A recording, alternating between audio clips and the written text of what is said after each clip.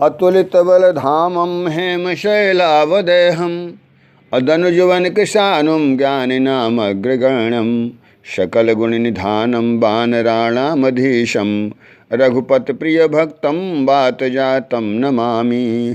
काज किए बड़ देवन के तुम वीर महाप्रभु देख विचारो अकौनो से संकट मोर गरीब को जो तुम सो नहीं जात है टारो। बेगी हरो हनुमान महाप्रभु जो कछ संकट होए हमारो को नहीं जानत है जग में कभी संकट मोचन नाम तिहारो। को नहीं जानत है जग में कभी संकट मोचन नाम तिहारो। आज हम लोग प्रयाग संगम बांध पर जो हनुमान जी का मंदिर है उसके संदर्भ में उसकी पौराणिक कथा के बारे में विचरण करेंगे। आज से लगभग 550 वर्ष पूर्व उत्तर प्रदेश के कन्नौज जिले के एक राजा अग्निध्वन थे। वो राजा बहुत ही प्रतापी थे, संतों और महात्माओं का बड़ा ध्यान करते थे, बड़े दानी थे, परंतु उनको कोई संतान नहीं थी। उन्होंने अपने गुरु पंडित राम श्रेष्ठ जी के पास गए और बताया, अपनी संतानहीनता की बात को बड़े दुखी मनोभाव से व्यक्त किया। उनकी व्यथा को सुनकर महाराज ने पंडित जी ने युक्ति बताई कि आप विंध्याचल पर्वत पर जाइए और वहाँ हनुमान जी की मूर्ति बनवा करके जिसके दाएं पैर के नीचे अहिरावण हो और बाएं पैर के नीचे कामदा देवी, दाईं भुजा के नीचे मकरध्वज, बाईं भुजा में गदा और कंधे पर बैठे भगवान श्री रामचंद्र लक्ष्मण हो, ऐसे सब विराजमान हो, ऐसे मूर्ति बनवा करके ले आइए और पूजा करेंगे तो आपको निश्चित रूप से संतान सुख प्राप्त होगा। गुरु की आज्ञा अनुसार राजा अग्निध्वन विंध्याचल पर्वत पर अपने सैनिकों और विद्वानों के साथ गए। नाव के द्वारा ही तब नदी के माध्यम से यात्राएं और सारा कार्यक्रम होता था। राजा वहां विंध्याचल पर्वत पर जाकर एक अभूतपूर्व मूर्ति तैयार कराए। जैसा गुरुजी ने बताया था उसी प्रकार हनुमान जी की मूर्ति बनवाया और बनवा करके नाव पर लाद कर कन्नौज के लिए प्रस्थान कर दिए। परंतु चलते चलते जब वो संगम तट पर पहुँचे तो बहुत रात हो गई थी। सारे विद्वानों ने और उनके सहयोगियों ने कहा कि महाराज अब रात्रि में चलना उचित नहीं है, ये संगम तट है, यहीं पर हम लोग रुक जाएं, रात्रि व्यतीत करने प्रातःकाल हम लोग चलेंगे। और सब नाव को लंगर में लगा दिया। हनुमान जी की मूर्ति टूट न जाए इसलिए मूर्ति को नीचे उतार कर लेटा कर रख दिया और स्वयं वहीं किनारे और कुछ लोग नौका में सो गए। रात्रि में राजा अग्निध्वन को स्वप्न दिखाई पड़ा कि हनुमान जी बोल रहे हैं कि आप कन्नौज मुझको मत ले चलिए, आप मुझको यहीं विश्राम करने दीजिए और आपका उद्देश्य पूर्ण हो गया। प्रातःकाल राजा उठे, अपने स्वप्न के बारे में विद्वानों से बताया तो विद्वानों ने कहा, महाराज आपको यहीं हनुमान जी की व्यवस्था, पूजा पाठ करने का एक व्यवस्था कर दीजिए और हनुमान जी को मत ले चलिए। ये स्वप्न का विचार जो है बड़ा अच्छा है। राजा अग्निध्वन कन्नौज वापस चले गए और इधर हनुमान जी लेटे रह गए।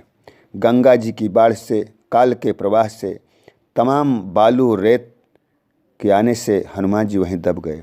कुछ वर्षों के बाद बाघंबरी बाबा, जिनका नाम महेंद्र वालगिरी महाराज था, संगम आए और रात्रि में जहाँ हनुमान जी लेटे थे उन्हीं के ऊपर रात्रि में वो विश्राम किए। उनको क्या पता कि यहाँ हनुमान जी नीचे दबे हुए हैं। और रात में स्वप्न दिखाई पड़ा कि आप जहाँ लेटे हो वहीं पर मैं दबा हूँ, मुझे खोद कर मेरी प्रतिमा की प्राण प्रतिष्ठा करो। स्वप्न की बातों पर ध्यान देकर प्रातःकाल बाबा ने उस स्थान की खुदाई कराया और बांध के नीचे हुए लेटे हनुमान जी मिले। बाबा ने उनकी प्राण प्रतिष्ठा कराई, पूजा किया। बाबा सदैव बाघंबर ओढ़े रहते थे इसलिए उनका नाम बाघंबरी बाबा था। तब से हनुमान जी की वहीं पूजा अर्चना होने लगी। मुगल सम्राट अकबर ने जब अपने किले का निर्माण कराया तो संगम के पास सैकड़ों मंदिर थे जहां लोग प्रतिदिन पूजा अर्चना किया करते थे। एक दिन अकबर ने सभी मंदिरों के देवी देवताओं को किले में एकत्रित करने का आदेश जारी कर दिया। सभी को एकत्र करवा दिया, कहा सबकी यहीं पूजा होगी। परंतु जब हनुमान जी जो बांध पर लेटे थे उनको उठाने का प्रयत्न किया तो जितना ऊपर ले जाता उतना हनुमान जी नीचे चले जाते थे। सारे क्रेन टूट गए, सैनिक बीमार हो गए, सबको कोढ़ हो गया। तब अकबर ने अपने सैनिकों को वापस बुला लिया और हनुमान जी की वहीं पर पूजा अर्चना होने लगी। अकबर बाघम्बरी बाबा के पास जाकर सैनिकों के रोग और कोढ़ को दूर करने का निवेदन किया। तब बाबा की कृपा से सब ठीक हो गए और उनका कोढ़ भी दूर हो गया। बाघम्बरी बाबा ने अल्लाहपुर में बाघम्बरी मठ की स्थापना किया, जिसमें भूमि और धन सब प्रकार से अकबर ने उनकी सहायता किया तथा हनुमान जी का मंदिर बनवाया। भूमि इत्यादि बाबा के हवाले कर दिया।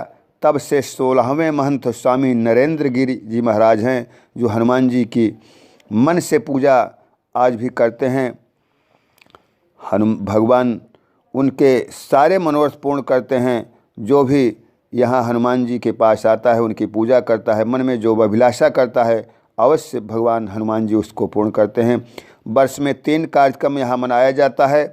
एक कार्यक्रम नरक चतुर्दशी को हनुमान जी की जयंती मनाई जाती है और दूसरा कार्यक्रम अचला सप्तमी को होता है और तीसरा कार्यक्रम जुलाई के महीने में गुरु पूर्णिमा के दिन हनुमान जी की विशेष पूजा अर्चना की जाती है। इस प्रकार से बराबर हनुमान जी वहाँ बांध पर लेटे हैं। ऐसा माना जाता है कि बराबर वर्ष में एक बार माँ गंगा हनुमान जी को स्नान कराने के लिए ज़रूर आती हैं और नहीं आती हैं तो नज़दीक में आकर भगवान के चरणों का स्पर्श करती हैं, उनको प्रणाम करती हैं और उन्हें देहरी से लौट जाती हैं। बराबर जो भी संगम में स्नान करने जाते हैं हनुमान जी का दर्शन करते हैं और हनुमान जी अपने समस्त भक्तों की मनोकामनाओं को पूर्ण करते हैं।